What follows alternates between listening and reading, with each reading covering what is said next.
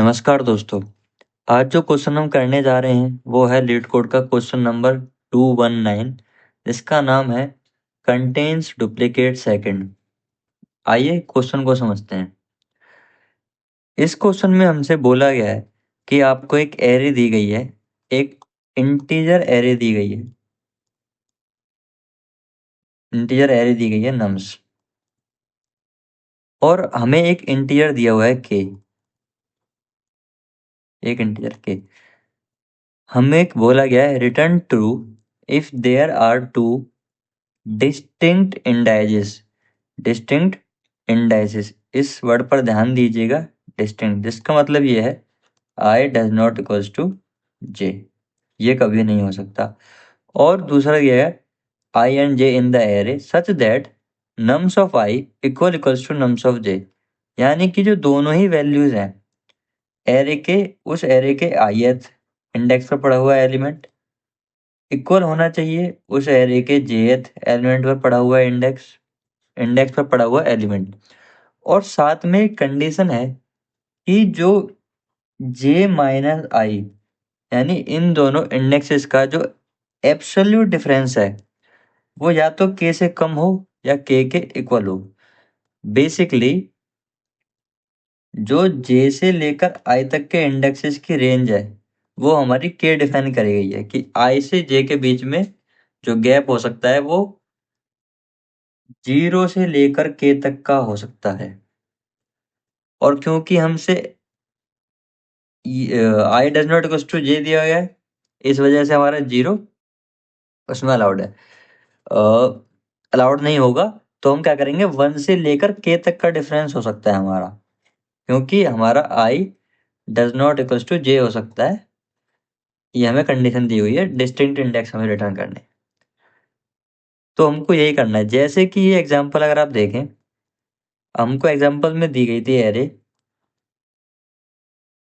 Nums बराबर 1 2 3 1 and k equals to 3। अब आप इनके इंडेक्सेस को देखिए 0 1 2 3। आपने कहा क्या ये इसमें दो इंडेक्स देखिए ऐसे जो इक्वल हो। हमने देखा 1 और ये वाला 1, ये दोनों इक्वल हैं। बेसिकली 0th इंडेक्स पर और 3rd इंडेक्स पर पड़ा हुआ एलिमेंट हमारे इक्वल है। फिर हम चेक करते हैं 3 माइनस 0 कितना मिलेगा। क्या 3 मिलेगा? क्या ये वैल्यू लेस देन या इक्वल्स टू k है? और हमको k क्या दिया हुआ था? k भी 3 दिया हुआ था, हमारा k इक्वल्स टू 3 था। हाँ, दिस कंडीशन इज ट्रू, ये कंडीशन ट्रू हो रही है। तो बेसिकली हम यहाँ पर रिटर्न कर सकते थे यस ट्रू। हमको दो इंडेक्स मिल गए, एक 3 एक 0, जो इस कंडीशन को होल्ड कर रहे हैं, होल्ड करते हैं इस कंडीशन को, तो हमने ट्रू कर दिया। ये हमें इस क्वेश्चन में करने के लिए बोला गया है। अब आपको क्वेश्चन समझ आ गया है। अब इसके अप्रोचेस के बारे में डिस्कस करते हैं। तो इस क्वेश्चन को फर्स्ट टाइम में हिंट करने के बाद, समझने के बाद, जो अप्रोच इनिशियली दिमाग में आ सकती है ब्रूट फोर्स अप्रोच, वो ये कि क्यों ना हम all possible pair of indexes, हम अपना ऑल पॉसिबल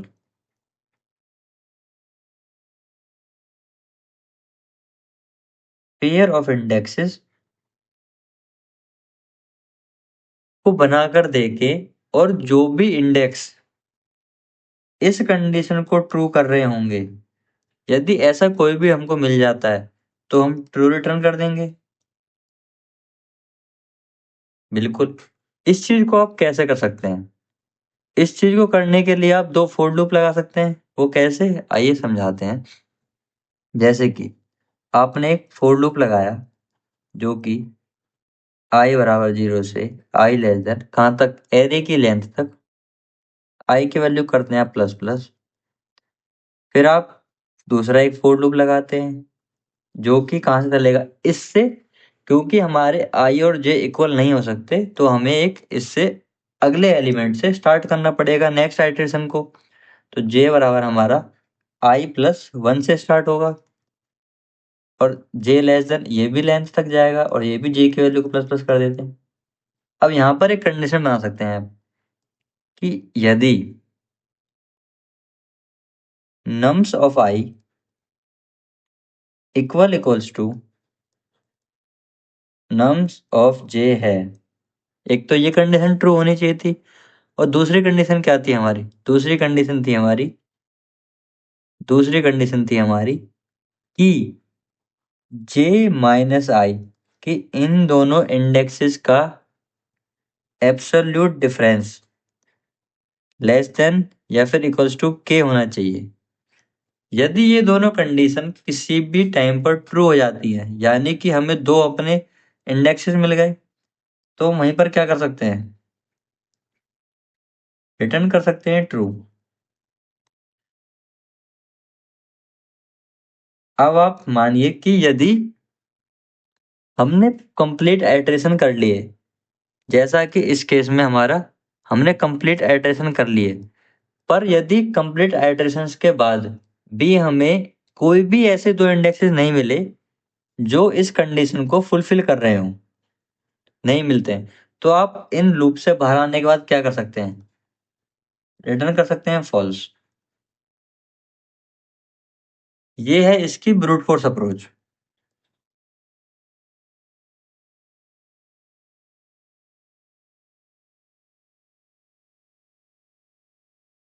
अब जैसा कि हम जान रहे हैं कि हम दो लूप लगा रहे हैं, पहला 0 से लेंथ तक, दूसरा i+1 से लेंथ तक।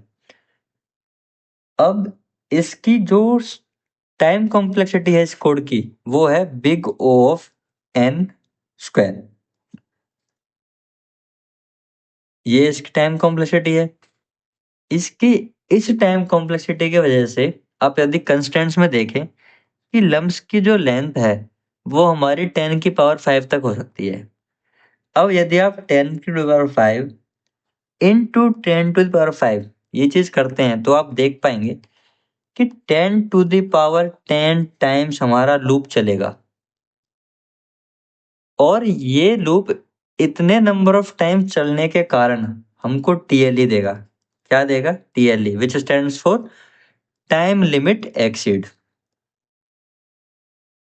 टाइम लिमिट एक्सीड्स, जिसके कारण ये जो हमारा सॉल्यूशन है ये हमारा ऑप्टिमाइज सॉल्यूशन नहीं है और ये हमको TLE देगा। तो अब इसकी हम ऑप्टिमाइज्ड अप्रोच को समझते हैं, जो कि होने वाली है हमारी यूजिंग स्लाइडिंग विंडो कॉन्सेप्ट्स। तो आइए मैं आपको स्लाइडिंग विंडो कॉन्सेप्ट की मदद से इसकी मोस्ट ऑप्टिमाइज्ड अप्रोच को समझाता हूँ। ये देखिए, अब मैं एक एग्जांपल ले लेता हूँ, पहला वाला 1 2 3 1 और हमारे k की वैल्यू है 3। 1 2 3 1 और जो k की वैल्यू दी गई है वो है 3। अब हम करेंगे इसकी ऑप्टिमाइज्ड अप्रोच।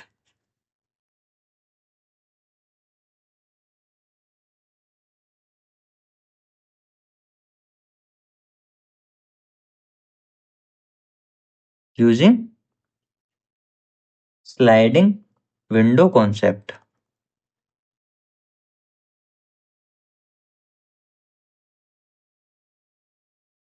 ये देखिए कि हमें k की वैल्यू 3 दी गई है।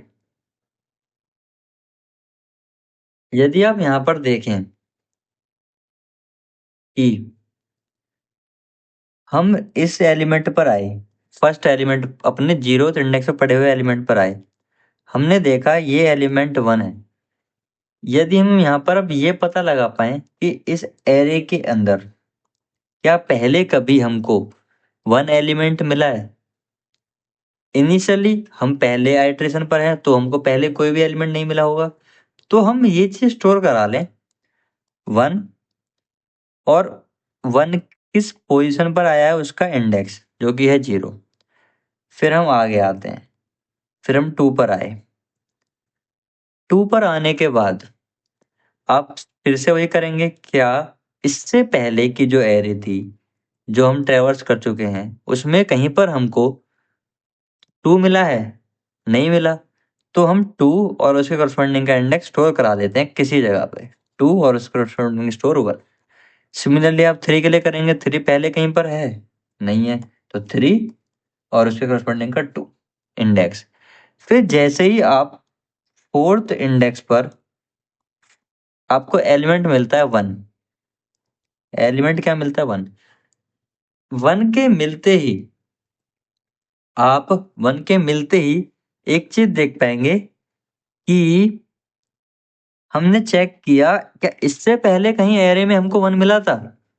हाँ मिला था। किस उसका इंडेक्स? ये रहा हमारा कि हमको 0th इंडेक्स पर इससे पहले 1 मिला हुआ है। ठीक है। तो फिर हमने चेक किया, करंट इंडेक्स हमारा 4 है। इससे पहले जो एलिमेंट मिला हुआ है उसका इंडेक्स जहां पर 1 मिला था वो किस पोजीशन या फिर किस इंडेक्स पर मिला था?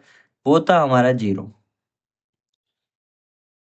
अब हमने किया कि nums of I equals to है नम्स ऑफ जे के। जी हाँ बिल्कुल है। और साथ ही में आप एक चीज और देख पाएंगे, सॉरी ये 4th इंडेक्स नहीं होगा, ये 3rd इंडेक्स होगा। 0 1 2 एंड 3rd। आप 3rd इंडेक्स पर हैं। और साथ ही में आपको पता है जो हमारा 1 है वो हमारा किस इंडेक्स पर है? 0। हमने किया 3 माइनस 0, वैल्यू मिली 3। क्या ये 3 लेस देन इक्वल्स टू है के क्या दिया हुआ है? के दिया हुआ है हमको 3। हाँ इस कंडीशन को ये होल्ड करता है। ये कंडीशन हमारी फुलफिल हो गई तो हमको दो हमारे इंडेक्सेस मिल गए सक्सेसफुली। आप इतना समझ पाए। अब इसके आगे आप ये समझिए, अब आप सपोज करिए कि आपको एरे दी गई थी 1 2 3 11 4 2 और 3। ये आपको एरे दी गई थी। अब आप इस एरे पे इस सॉल्यूशन को अप्लाई करके देखते हैं। मैं आपको स्लाइडिंग विंडो समझाता हूँ। 0 1 2 3 4 5 6।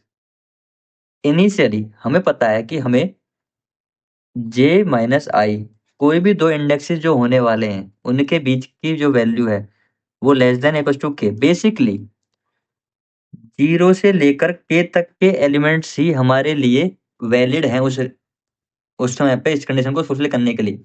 अब मान लीजिए आपको एरे दी गई थी ये। इस एरे को मान लीजिए कि सिर्फ यहीं तक के आपको वो दिए गए हैं कि आप यहीं 3rd इंडेक्स तक के एलिमेंट दिए हुए थे। तो आप क्या करते? यहाँ पर चेक करते कि यहाँ पर ये 0 और ये के, क्योंकि के की वैल्यू मान लीजिए आपको 3 दी हुई थी। तो आप यहाँ तक चेक करते या 0 से के बीच में आपको कोई भी एलिमेंट मिल रहा है? नहीं। अब नेक्स्ट टाइम के लिए अब आप आगे देखने के लिए जाओगे। अब आप एक चीज देखिए, यदि आप के से आगे किसी भी पोजीशन पर पहुंचते हो तो जो ये फर्स्ट वाला इंडेक्स है, ये वाला इंडेक्स, ये हमारा कभी भी आंसर का पार्ट नहीं हो सकता। क्यों नहीं हो सकता? जैसे मान लीजिए ये 3rd इंडेक्स है, 4th 4 माइनस 0। अब देख लीजिए कि 4 माइनस 0 हमेशा ये कंडीशन हमारी लेस देन इक्वल टू के वाली कंडीशन कभी भी फुलफिल नहीं होगी। फुलफिल कभी भी नहीं होगी यदि हम इस इंडेक्स को कभी भी लेते हैं। तो आप ये देखिए, अब आपके लिए जो देखने के लिए विंडो है कि जिसको आपको कंसीडर करना होगा आंसर के लिए, वो अब हो गई यहाँ से लेकर यहाँ तक। बेसिकली जो हमारा 0 और के, जो हमारा 0 और के वहां पर था, अब वो हमारा यहाँ से लेकर यहाँ तक की रेंज के लिए हो गया है। फर्स्ट से के तक हो गया, फर्स्ट से और 1 प्लस के प्लस 1 ऐसे कर दीजिए आप, यहाँ तक के लिए हो गया, यहाँ तक के लिए हो गया। ये ही हमारा स्लाइडिंग विंडो का कॉन्सेप्ट है कि यदि पहले हमने इस विंडो के लिए कैलकुलेट किया, उसके बाद हम अगली विंडो एक आगे आई, अगली विंडो हमारी ये बन गई, और जो उस विंडो से अलग एलिमेंट्स थे यानी कि ये आपके अब कंसिडर ही नहीं होंगे, कंसिडर नहीं होंगे ये एलिमेंट्स। ये हमारी स्लाइडिंग विंडो कहती है। अब आप समझिए, जैसे आप आए 0 1 2 3 एंड उसके बाद आप 4 पर आए और उसके बाद आप 5 पर आए और 6, ये हमारी वो हो गए 1 2 3 11 4 2 एंड 3, ये हमारे हो गए एरे। इस एरे में हमने देखा क्या 1 पहले कभी हमने यहाँ से एडिशन स्टार्ट किया, 1 कभी पहले मिला था क्या? नहीं मिला था। आपने 1 के करस्पॉन्डिंग में 0 स्टोर करा लिया। 2 इससे पहले है? नहीं है। 2 इसके करस्पॉन्डिंग 1, सिमिलरली 3 2 11 3। अब जैसे ही आप यहाँ पर आए, ऐसे ही आप इस इंडेक्स पर आते हैं, आप देखेंगे कि आप एक पॉइंटर ले लीजिए लेफ्ट, और इस पॉइंटर को जो हम आगे बढ़ा रहे थे वो हमारा पॉइंटर मान लीजिए आप राइट। अब आप चेक करिए, आप चेक करेंगे राइट हमारा कहाँ पर है इसमें पर राइट, कि राइट माइनस लेफ्ट, ये वैल्यू यदि ग्रेटर देन हो जाती है के, तो हमारी जो विंडो है, विंडो में से इस एलिमेंट को रिमूव करना पड़ेगा, जो कि इस समय पे हो रही है जब आप फोर्थ इंडेक्स पर हो। तो आप क्या करेंगे, जो हमने ये वैल्यू स्टोर कराई है, जो ये वैल्यू स्टोर कराई है, इस वैल्यू में से आप इस पर्टिकुलर इंडेक्स को रिमूव कर देंगे। इसको आपने यहाँ से हटा दिया। अब आपके पास जो लूप पड़े बचे हैं, ये आपने चेक करा 4 कभी पहले मिला है? नहीं, तो आपने 4 और उसके करस्पॉन्डिंग का इंडेक्स जो कि वो भी 4 है उसको डाल दिया। सिमिलरली अब आप राइट की वैल्यू यहाँ पर आ जाएगी। अब आप राइट यहाँ पर आ चुका है, और जो हमारा लेफ्ट है, अब लेफ्ट हमारा यहाँ पर है, क्योंकि हमारी जो विंडो है वो अब यहाँ से यहाँ तक है। जैसे ही आपने चेक करा, अभी भी हमारा वही condition, right minus left 5 minus 1 greater than हो रहा है 4 से, क्योंकि के की वैल्यू 3 थी। आपको फिर से इसको रिमूव करना होगा, आपने इसको रिमूव करना होगा, आप इसको रिमूव कर देंगे। इसी प्रकार से आप आगे चलते रहेंगे। अब जैसे कि आपको यहाँ पर 3 मिला है, अब इस रूप में मैं यहाँ पर कहीं पे 3 को बीच में डाल दूं, तो एक कंडीशन आप देखेंगे इसमें पर राइट, जब लेफ्ट हमारा यहीं कहीं पे होगा, तो right minus left less than भी होगा के, और ये जो कंडीशन है हमारी दोनों एलिमेंट्स को इक्वल होने वाली, वो भी फुलफिल हो जाएगी। इसी चीज को ध्यान में रखते हुए हमें अपना एलिमेंट मिल जाएगा, हम वहीं से उसको रिटर्न कर जाएंगे कि हमें हमारा 2 ऐसे इंडेक्स मिल चुके हैं जो हमारे उसके इक्वल हो रहे हैं, और वहीं से हम उसको बाहर आ जाएंगे रिटर्न करके। तो इसी अप्रोच को इन इस पर्टिकुलर एलिमेंट और उस एलिमेंट करस्पॉन्डिंग उसका इंडेक्स, इस चीज को स्टोर कराने के लिए हम जो चीज यूज कर सकते हैं वो क्या है, हैश मैप यूज कर सकते हैं हम, और स्लाइडिंग विंडो हम लगा ही रहे हैं, स्लाइडिंग विंडो कॉन्सेप्ट। तो आइए इसी अप्रोच और इसी कॉन्सेप्ट को ध्यान में रखते हुए हम इसका कोड करते हैं। सबसे पहले हमें एक हैश मैप बनाना है, हम एक हैश मैप बना लेते हैं जो कि इंटीजर के करस्पॉन्डिंग में इंटीजर स्टोर करेगा। यानी कि पहला इंटीजर जो कि की होगा हमारा एलिमेंट, और दूसरा इंटीजर जो कि हमारी वैल्यू होगी, जो कि होगा हमारा इंडेक्स, पर्टिकुलर एलिमेंट और उस एलिमेंट के करस्पॉन्डिंग उसका इंडेक्स।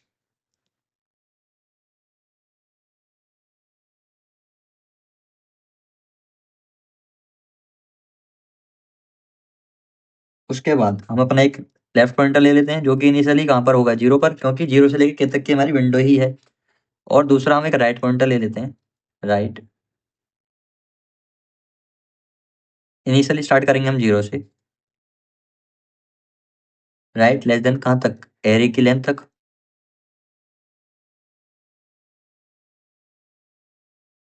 और इतना करने के बाद तो सबसे पहली चीज हमने कहा था चेक करनी होगी, यदि कहीं पर भी राइट माइनस लेफ्ट यानी विंडो का साइज के जो वो है वो ग्रेटर देन हो जाते हैं के, तो हमें क्या करना है, विंडो के साइज को रिड्यूस करना है।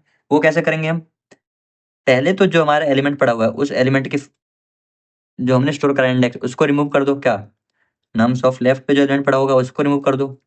और उतना करने के बाद आप लेफ्ट को प्लस प्लस कर दीजिए, आपने इतना कर दिया। इतना करने के बाद फिर आपको चेक करना है कि यदि मैप डॉट कंटेन्स की करंट जो एलिमेंट है, क्या वो एरे में इससे पहले उस विंडो के अंदर कहीं पे मिला है हमें, क्या नम्स ऑफ राइट। यदि ये वैल्यू मिली है, और साथ में एक और कंडीशन थी, वो क्या थी हमारी, वो कंडीशन क्या थी कि right minus map dot gate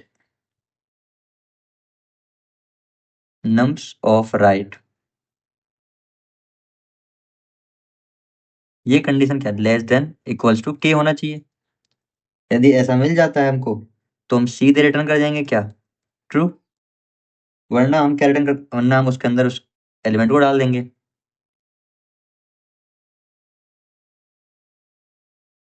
और उसका करस्पॉन्डिंग का उसका इंडेक्स। यदि इस पूरे आइटरेशन के बाद भी हमको वो इंडेक्स नहीं मिले तो हम लास्ट में रिटर्न कर सकते हैं फॉल्स, कि वो हमको मिलेंगे भी नहीं।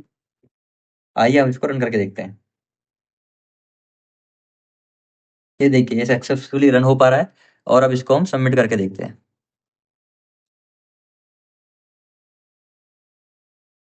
ये देखिए ये कोड अच्छे तरीके से हमारा सबमिट भी हो गया है।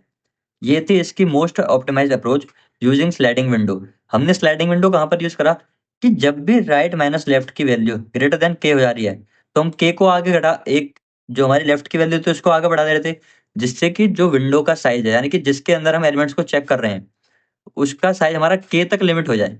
ये हमने किया है। और हैशमैप का क्यों यूज किया हमने?